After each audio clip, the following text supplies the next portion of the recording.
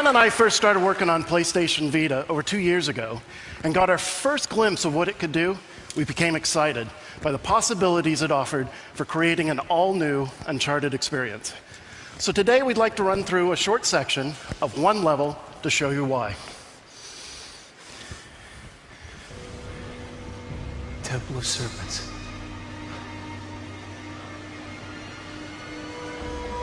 It's gotta be it. How the hell do I get up there? So, as you saw from the Uncharted 3 demo, the bar for production values in an Uncharted game is incredibly high. Everyone knows who Nathan Drake is, how he looks, moves, and sounds. PlayStation Vita had to have the memory and processing power, not just to allow us to get Drake right, but the environments as well. As you can see, PlayStation Vita enables us to use advanced rendering techniques like water shaders and dynamic lighting for casting real-time shadows. But we also knew that gameplay was going to be just as important as the visuals. And the PlayStation Vita allowed us to tailor important aspects of Uncharted gameplay for the new platform. For example, Chris is going to alert this enemy deliberately, so we can show off how our touch melee system works. Here, instead of using the square button for combat, the entire screen becomes a virtual button. You can just tap the fist icon, or you can touch the enemy directly to take him out. For traversal, we allow players to use traditional controls or touch.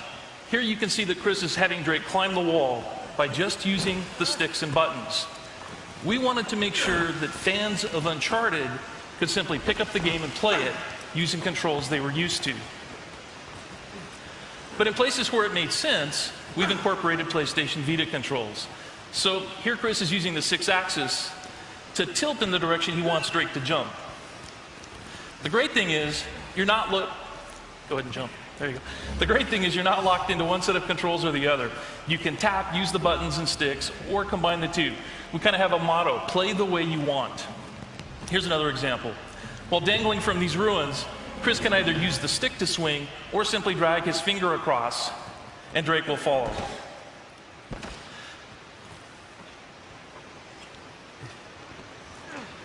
To get across this chasm, same idea. Chris can have Drake jump action style by running and pressing the X button, or he can tap on the ledge and Drake performs a cinematic leap. So while we definitely allow you to play the game the way you want, while developing the game, we began to discover that there were things you could do with the PlayStation Vita that you just couldn't do on a regular console. Along these walls, Chris is using a technique we call painting edges. You just draw your finger across a series of stones and ledges, highlighting the route you want Drake to climb. You're now guiding Drake in a unique and interesting way.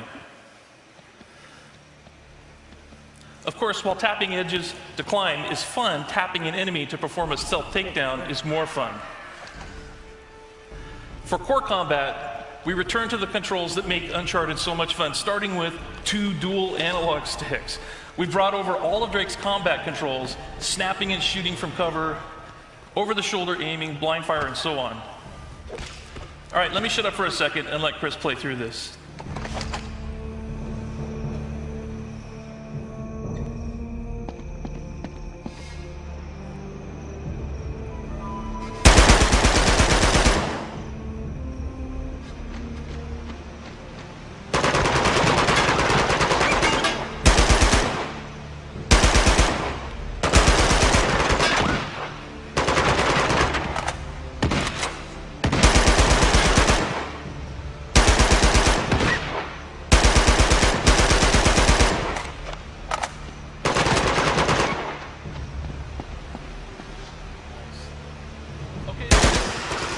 But again, where it makes sense, we use touch controls to enhance the core combat. So for example, to reload, Chris can just tap the weapon icon, or to pick up a new weapon, he can either tap on its icon or the weapon itself. And now he's got a shotgun.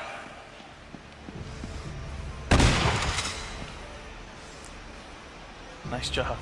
Okay, that's our demo. To wrap up, our goal wasn't just to create an authentic Uncharted game, but to create an Uncharted game unique to the PlayStation.